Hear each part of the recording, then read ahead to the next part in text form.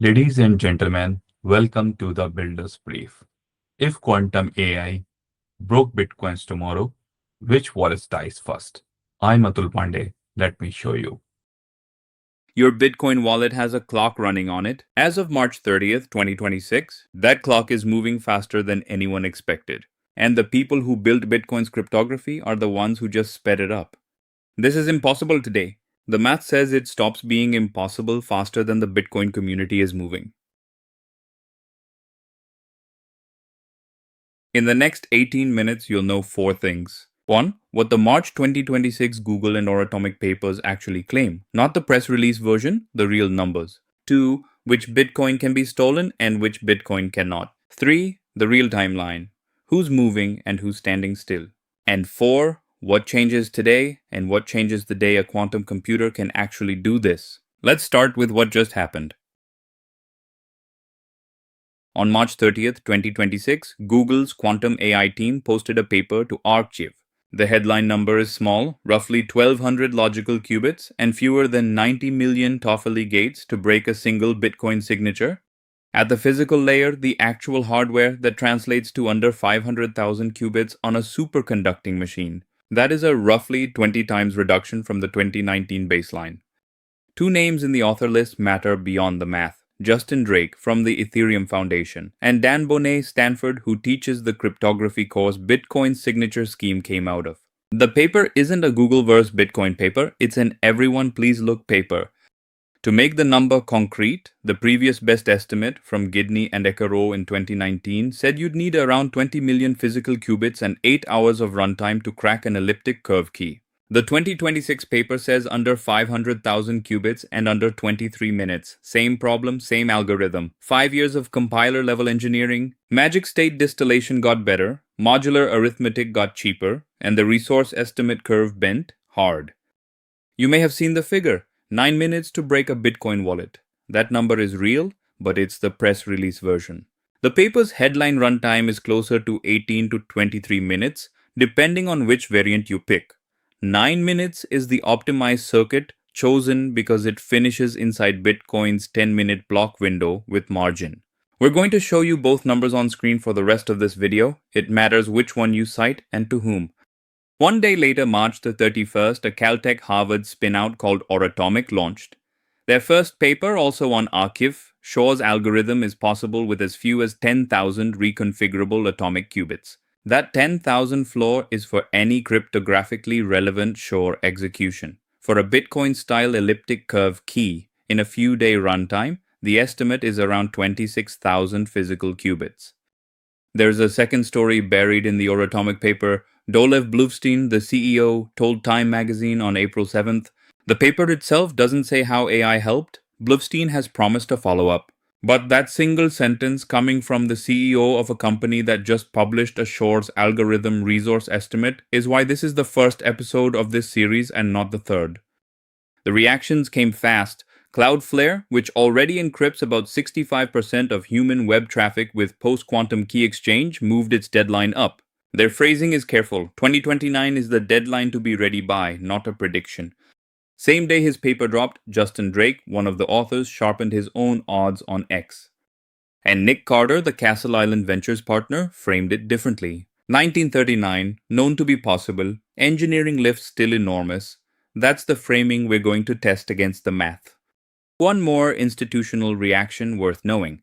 3 months earlier, in January 2026, Coinbase stood up an independent quantum advisory board. 6 members, Scott Aaronson at UT Austin, Dan Boneh, same Stanford Boneh as the paper's author list, Justin Drake, same, Yehuda Lindell, Coinbase's head of cryptography, Sriram Kannan and Dalia Malki. On April 21st, this board published its first position paper, about 50 pages. The headline number from that paper, roughly 6.9 million BTC sit in wallets with exposed public keys. The board's recommendation is 2 words, migrate now. Before we go deeper, we have to fix a confusion that 90% of coverage gets wrong. Bitcoin has 2 locks, not 1. The first lock is ECDSA. That's the signature scheme on every wallet. When you spend, your wallet proves it owns a private key by signing the transaction. That's what Shor's algorithm breaks. In polynomial time, meaning roughly linear in the size of the key. The second lock is SHA-256. That's the lock on mining, the proof of work hash. Quantum doesn't break SHA-256 with Shor. It only speeds up brute force search with Grover, which is a quadratic speedup, meaning roughly square root. That's not a break, it's a haircut. So when you read that quantum computers will break Bitcoin, the honest version is they will eventually break the signature on every wallet that has ever exposed its public key. They will not, by current understanding, break mining. Here's the intuition for what Shor actually does to your wallet, no formulas. A Bitcoin private key is just a number, I call it K. The public key Q is what you get when you add the generator point G to itself K times along an elliptic curve. The math runs in one direction easily. Given K, finding Q is fast. The reverse, given Q, finding K is what we mean when we say Bitcoin is secure. That reverse problem is called the elliptic curve discrete logarithm problem. ECDLP, a classical computer can't do it. The best known classical attack on a 256-bit curve takes longer than the universe has existed. Shor's algorithm bypasses that. It rephrases the discrete log as a period finding problem, runs a quantum Fourier transform, and reads the period out. From the period, you recover K. The whole thing scales polynomially with the size of the key. Polynomial scaling is the entire game. It's why a 256-bit curve is breakable in principle, and why a 512-bit curve would buy you maybe twice as long, not 1,000 times longer. Why does period finding even apply here? Because if you set up the right modular function, the discrete log shows up as a hidden period. Quantum is uniquely good at finding hidden periods. That's the whole trick of Shor's original paper from 1994. You don't compute the secret directly, you turn the question into one a quantum Fourier transform answers in one shot. Retteler's 2017 paper showed how to do this for elliptic curves specifically, swapping in scalar multiplication where Shor's original used modular exponentiation. Babush 2026 makes that swap roughly 20 times cheaper. This is the chart you've probably seen. Every quantum computer in the news has a qubit count attached to it. Willow, 105. Zhuchongzi, 3.0, 105. Quantinuum, H2, 56. Those are physical qubits. They are noisy. To do anything cryptographic, you have to bundle hundreds of physical qubits together with an error-correcting code to make one logical qubit. The current ratio is somewhere between 400 and 1500 physical per logical. The Babush paper needs around 1200 logical qubits. Multiply by the error correction overhead, and you get the 500,000 physical number. That's why no one's wallet is in danger this year.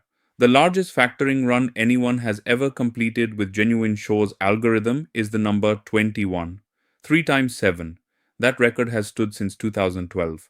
14 years. The 2026 papers say 500,000 qubits and 1200 logical and 20 minutes. The empirical floor still says 21. Both of these are true at once. That gap is what this episode is about. So if the hardware isn't there yet, why is anyone in a hurry? Because the attack doesn't have to wait for the perfect hardware. The first window opens at the moment your public key is exposed, and that window is shorter than most people think. Most modern Bitcoin addresses don't show the world your public key. They show a hash of it. The hash is one way. Quantum doesn't break it. The moment that changes is when you spend. To prove you own the address, your wallet has to reveal the full public key inside the transaction. From that moment on, the public key is in the open. There are 3 windows where a quantum-equipped attacker could try to exploit this. Each one has a defender's response. Window 1. The mempool. Your transaction is broadcast. It waits to be included in a block. Average wait. Somewhere around the 10-minute block time, but often longer under congestion. Your public key is sitting in unconfirmed transaction data, viewable by anyone running a node. If an attacker can recover the private key from the public key faster than your transaction confirms, and the Babush paper's optimized variant says 9 minutes, the honest variant says 18 to 23, they can broadcast a competing transaction to a different address, their address. That's the Mempool Minute. It's the part nobody's covering, and it's the part that matters most. Window 2. Address reuse. If you've ever spent from an address and then received to it again, the public key has been public since the first spend. That window is not minutes, that window is years. Window 3 is the original sin of Bitcoin's first addresses. The very first format, called P2PK, put the public key directly in the address. Every coin Satoshi mined sits in roughly 22,000 of these addresses. They have been exposed since 2009. Bitcoin's defenders aren't helpless during the Mempool Minute. Two protocol features matter. Replace by fee, or RBF, lets you rebroadcast your own transaction with a higher fee, so an attacker's competing transaction has to outbid yours, not just match it. Child pays for parent, or CPFP, lets you spend the unconfirmed output of your own transaction with an extra high fee, dragging the parent into the next block. Both make the attacker's economics worse. The attacker's counter-move is miner bribery, direct out-of-band payment to a miner to include their version. That works only if a single miner holds enough hash power to plausibly include the next block, and only if the bribe is bigger than your stolen UTXO value minus the attacker's cost of running Shor for 9 minutes. This is why the 9-minute versus 18-minute distinction matters at exactly this point and not before. 9 minutes lets the attacker fit inside the average mempool window with margin. 18 minutes usually doesn't. Different defense posture, same algorithm. Concretely, imagine a long dormant wallet finally moves. It broadcasts a 100 BTC spend at noon. The mempool fee is reasonable. An attacker running a quantum computer with the Babush parameters starts the 9-minute crack at 12:01. By 12:10, in the optimistic variant, they have the private key. If the original transaction is still unconfirmed, the attacker can sign a competing transaction sending the 100 BTC to themselves, then bribe a miner, say 10% of the haul, 10 BTC to include their version in the next block instead of yours. The economics are catastrophic. They're also gated by every honest factor we just listed: the mempool fee, the RBF posture of the wallet, the actual runtime of the cracker, and whether a single miner controls the next block. Each of those is a moving piece, not a fixed constant. This is why Bitcoin's existing engineering, its fee market, its RBF semantics, its decentralized mempool is already half the post-quantum defense. The other half is who you are when this attack lands. Now, the practical part, the honest practical part, not buy our quantum-resistant token. There isn't one of those that matters yet. Bucket 1. Satoshi-era P2PK and a handful of other long-dormant key formats, roughly 1.7 million BTC, permanently exposed. This includes Satoshi's own coins. Approximately 1.1 million BTC sitting across about 22,000 separate addresses. That last detail matters. There is no Bitcoin master key. Breaking one of those 22,000 addresses doesn't give you the other 21,999. Each one has to be cracked separately. The economics of a drain Satoshi attack are much worse than a single break suggests. Bucket 2.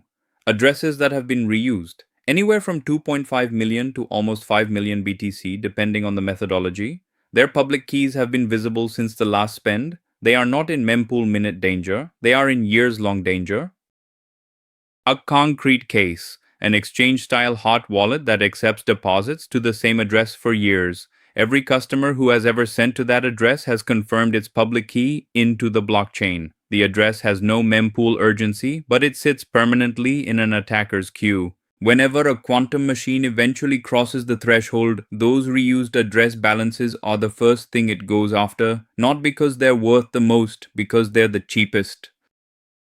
Bucket 3. Modern addresses, never reused. The majority of the supply, safe pending the moment you spend, and then back to the Mempool Minute conversation we just had.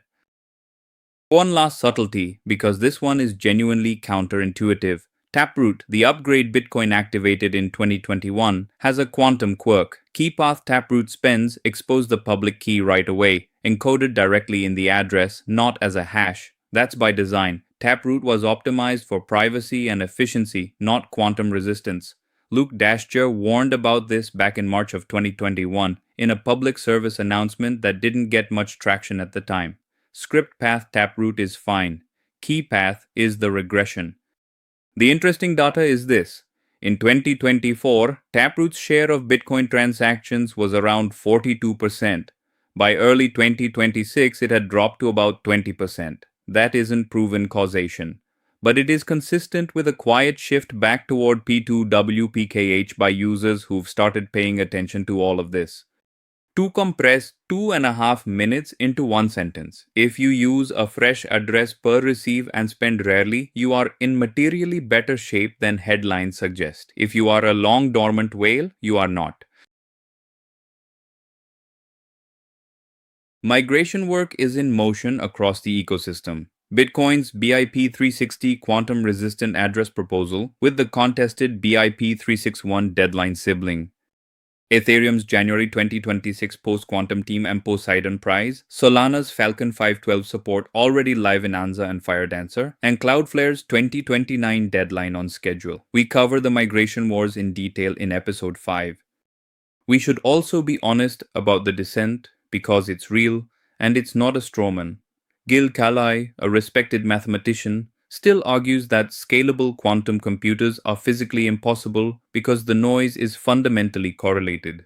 He debated Matthias Christandl at an Ethereum event in May of 2025. Scott Aaronson, who is largely on the other side, has publicly said his own confidence in Kalai's view is shrinking, but he hasn't dismissed it. Adam Back, Blockstream's CEO, still publicly downplays the quantum threat, even as Blockstream Research itself publishes post-quantum signature schemes. Both of those positions are real, held by people with deep technical credibility. Neither, separately or together, is an argument for doing nothing. They are arguments for not panicking, different posture. The two numbers worth holding in your head, Drake's 10% by 2032 and Cloudflare's 2029, informed urgency, not panic. If this saved you 8 hours of reading papers, subscribe. The next 5 episodes break this down further, starting next week with the Bitcoin white paper itself, 17 years after Satoshi published, then Shor's algorithm at proof-level depth, then the NIST standards, then a side-by-side of how Bitcoin, Ethereum, and Solana are actually migrating, then finally what you should do before Q-Day, security framed, not investment framed. Sources for every claim are linked in the description and archived in the channel's GitHub repository, so they'll still be there if any of the originals go down. The pinned comment has the full disclaimers and the corrections channel. If you spot a factual error, reply with the source. Confirmed corrections get pinned within 24 hours. This is the Builder's Brief. See you in episode 2. If this was useful content, please subscribe. The next episode goes to Satoshi's original Bitcoin paper to look at exactly what quantum will break first. I'm Atul Pandey. See you in episode 2.